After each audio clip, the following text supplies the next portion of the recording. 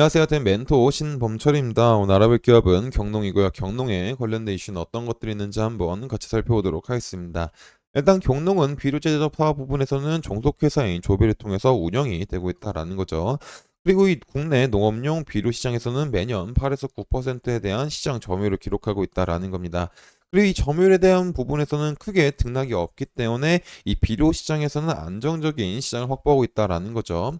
하지만 결국 이 비료를 수요하는 곳이 농촌이고, 이 농촌 같은 경우는 최근에 경작지 면적이 지속적으로 감소함에 따라서 농촌 인구가 감소하고 있고, 또 고령화에 대한 경향을 감안했을 때는 이 앞으로 비료에 대해서 많은 매출을 기대하기 힘들 수가 있다라고 생각해 볼 수 있을 것 같습니다. 하지만 이 농업 인구 감소에 대한 매출 구조 우려와 다르게 이 국내 유기질 비료 같은 경우는 지속적으로 시장이 성장하고 있다라는 거죠.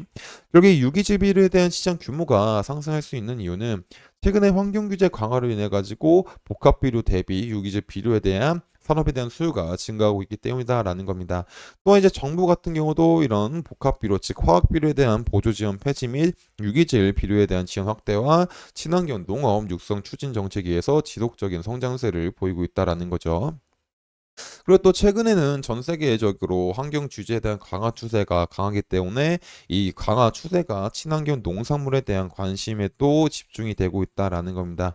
그래서 이 친환경 농산물에 대한 관심도 높아지고 있다 보니까는 이 유기질 비료에 대한 수요가 폭발적으로 증가가 되고 있다라는 거죠. 그래서 이제 전 앞서서 말했듯이 정부가 이 유기질 비료에 대한 수요를 확대하고자 이제 보조금을 확대하는 등 이제 많은 노력을 하고 있다라는 겁니다. 하지만 아직까지는 이 경농 같은 경우는 이 복합 비료보다 유기질 비료보다는 이 복합 비료에 대한 제품 매출이 높은 상황이다라는 거죠.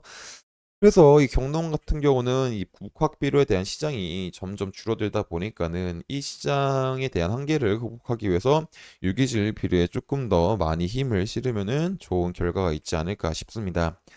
그리고 이제 경농 같은 경우는 이제 유기질 비료 시장에도 뛰어들었지만은 결국에는 이제 농촌 인구가 지속적으로 감소하고 있기 때문에 이 부분을 타파하고자 이 스마트팜에 대한 사업을 하고 있다라는 거죠. 그래서 이 스마트팜에 대한 부분들은 다음에 살펴보도록 하고, 일단 이제 경농이 비료를 만드는 기업이다 보니까는 제일 중요한 게 이제 수요처에 대한 매출액 부분, 변동 부분일 텐데, 이 똑같은 매출이 나온다고 하더라도 비료는 이제 원재료인 암모니아 가격에 따라 가지고 영업이익이 달라질 수가 있다라는 겁니다. 그래서 이제 이 암모니아 가격이 24년도 상반기에는 어떤 흐름을 보일지 한번 같이 살펴보도록 하겠습니다. 일단 이제 이 암모니아 가격을 같이 살펴보려면은 이 천연가스에 대한 가격을 살펴봐야 된다라는 겁니다. 그럼 왜 암모니아 가격을 살펴봐야 되는데 천연가스 가격을 살펴보냐라고 보게 된다면, 이 암모니아를 만들 때 천연가스에 질소를 넣어서 이 암모니아를 만들기 때문이다라는 거죠. 그래서 이제 이 표를 보시다시피 이 천연가스가 상승했을 때 암모니아 가격도 상승한 모습을 보여주고 있고, 또한 천연가스 가격이 하락했을 때는 이 암모니아 가격이 하락하고 있는 모습을 보여주고 있다라는 겁니다. 그래서 암모니아와 천연가스에 대한 가격은 상관관계가 어느 정도 존재하고 있다라는 거죠. 근데 이제 최근 천연가스에 대한 가격을 보게 된다면은, 이제 천연가스가 결국에 많이 소비가 되려면은 이 난방에 대한 수요가 많이 있어야 된다라는 거죠. 하지만 최근 이제 북미 같은 경우는 이제 한파가 존재하긴 했었지만은 이 온난화로 인해 가지고 북미 지역에서는 평년 대비 높은 온도를 기록했기 때문에 예보가 작아져 가지고 이 천연가스에 대한 수요가 조금 줄어들었다라는 겁니다. 그리고 또 다른 하나는 유럽에 대한 천연가스 재고에 대한 문제도 있다라는 거죠.